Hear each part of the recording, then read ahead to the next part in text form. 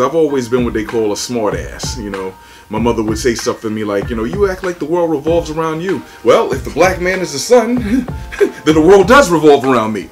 So, you know, and then this whole religion thing, it always confused me, because I would go and ask my mother when I would hear songs like, you know, reggae songs, when they would talk about Jah and us being Jehovah's Witnesses. I was like, oh, is this the same person? My mother would be like, no, that's somebody different. So it confused me. And then this whole thing of prayer, it always confused me, and I was never really into it, because I heard my own voice and I didn't see anything else other than my own voice. So it never was really real to me that I was praying to some mystery God who listened and heard everything at all times.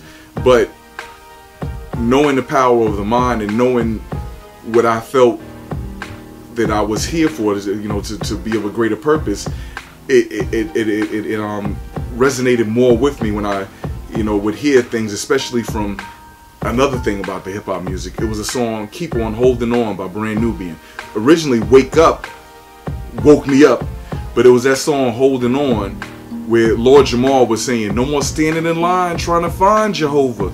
You know, that, it spoke to me. You tore up to eat swine when you were a baby, and it drove your mind crazy. All of those, so Lord Jamar really, you know, spoke to me, especially since I found out, well, he was a Jehovah's Witness too, and this is where he's come to. So, yeah, that song was another song that helped spark me, and I remember listening to that one in the early 90s too.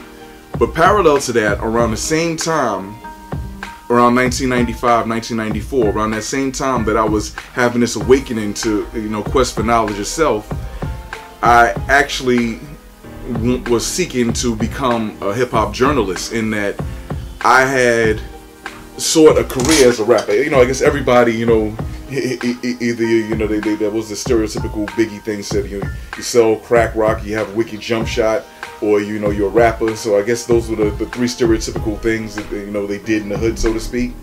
So I guess, like everybody else, I wanted to be a rapper at one point. But I figured that, you know, everybody and their mother wanted to be a rapper, but I could write. I was a good writer, so I figured, you know, maybe I could get my way into the industry by becoming a person who writes about rappers. So, and I found out later on that I wasn't the only one who had that idea. A lot of hip-hop journalists at the time would want to be rappers.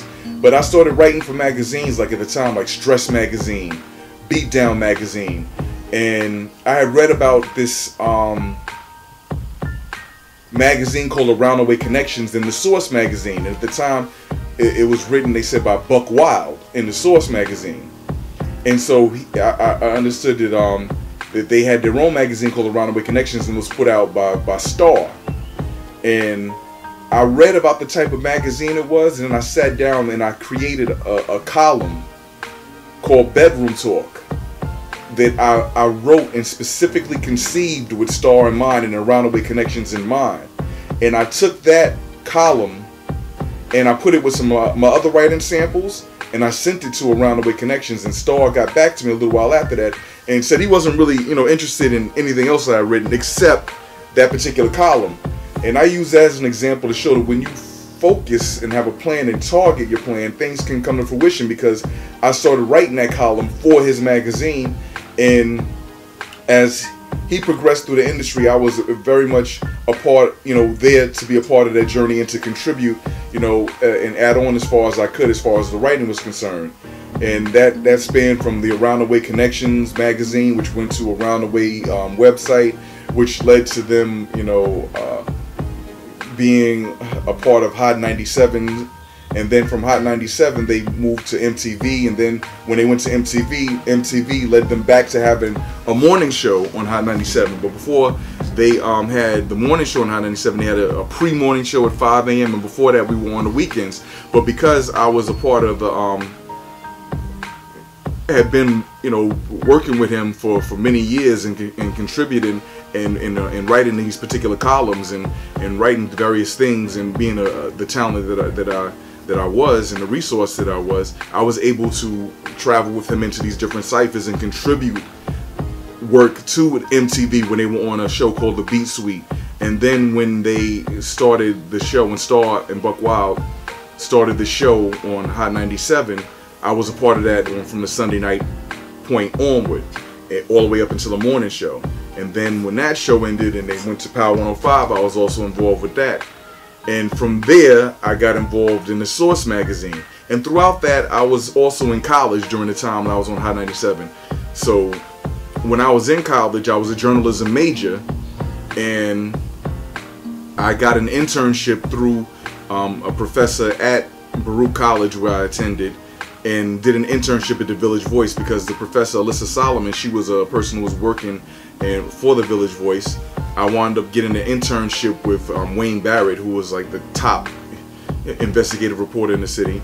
He was the senior editor at that time, and through that internship I got the Minority Writing Fellowship, and that was with Tulani Davis, who was another editor, very influential poet actually.